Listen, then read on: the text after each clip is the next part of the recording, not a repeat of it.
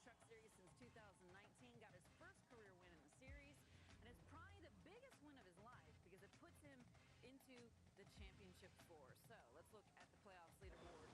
Once again, Ty, he is a lock to Phoenix, and just his first playoff appearance. You see him there at the very top, P1. So who does Majeski want to race with in Phoenix, or does he care, Larry?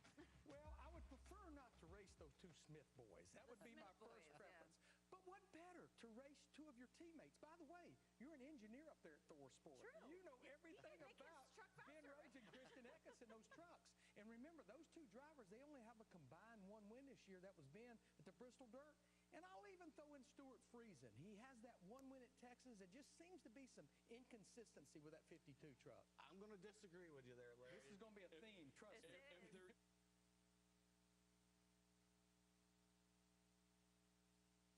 Joined by our Busch Light Pole Award winner for tomorrow's Dixie Vodka 400 here at Homestead Miami Speedway.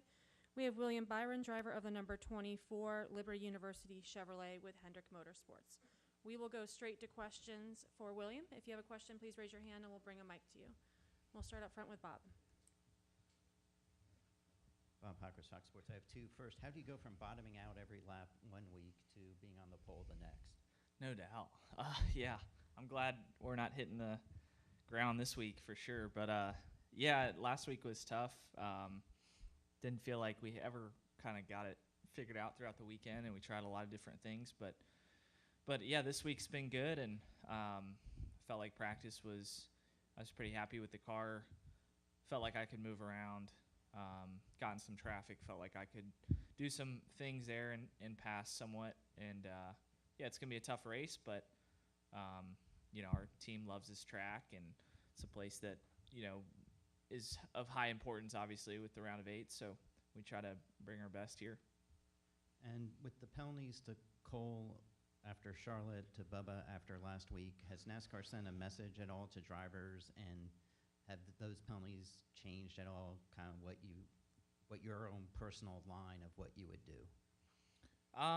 Yeah, I think that everyone kind of has their own idea of how they race and react to things. I try to keep my emotions in check, you know, and just try to stay focused on the task. And tomorrow the task is just to try to run 40 or so laps on tires, and that's going to be difficult. You're going to be up against the fence and with a chance to hit it and things like that. So I'm just focused on that, try to block out all the other stuff. And but yeah, certainly I think NASCAR's kind of, you know, we know where they stand and know what they're willing to do. So yeah, I just try to race the way that I want to race and try not to get too emotional.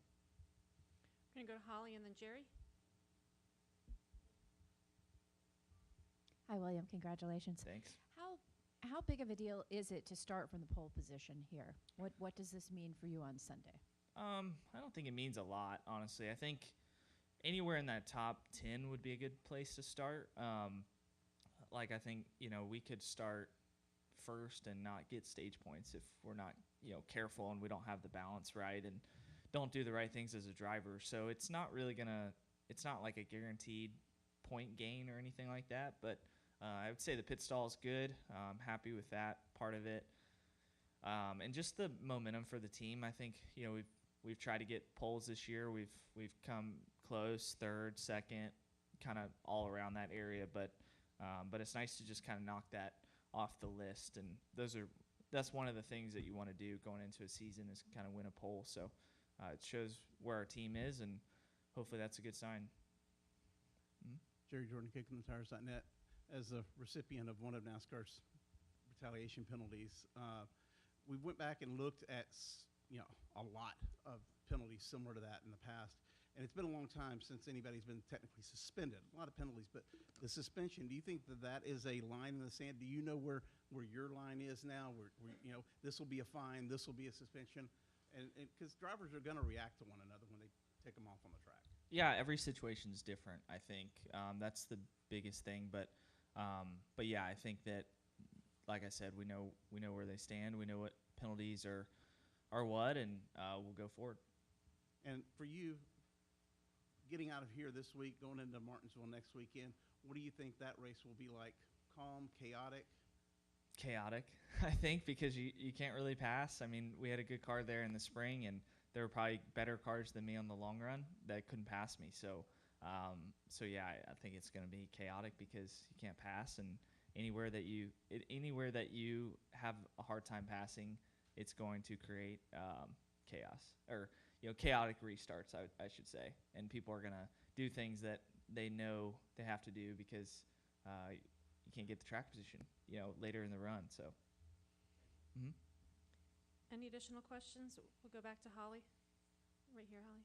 No worries. Holly Kane with the NASCAR Wire Service.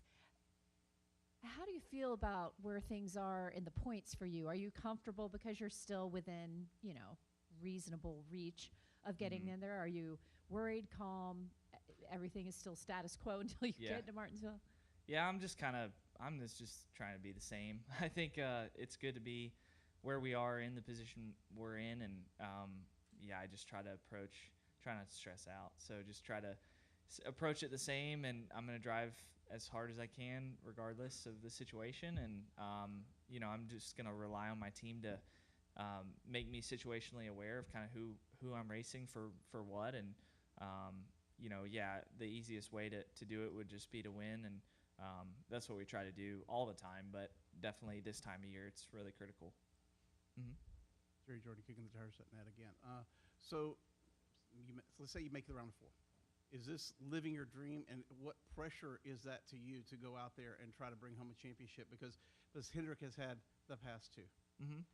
I don't think it's any pressure. I think that the pressure would be if I was running 20th and my teammate was winning or something. So I think that just trying to, compete within kind of our, team and try to be the best that I can be is my ultimate goal. And so if it happens, it happens. If not, it doesn't. But if we're in the mix and we're where we are, that's all you can really ask for. And then you try to just execute the best you can in those situations. So it really just goes back to the studying that you do, the prep, and hopefully all those things kind of, equate to success. But you never know. But try to just put yourself in those positions as the first goal. And I don't think there's any pressure once you're in those positions. Any additional questions for William? All right, William, All right. congratulations. Thank Good you. luck tomorrow. Appreciate it.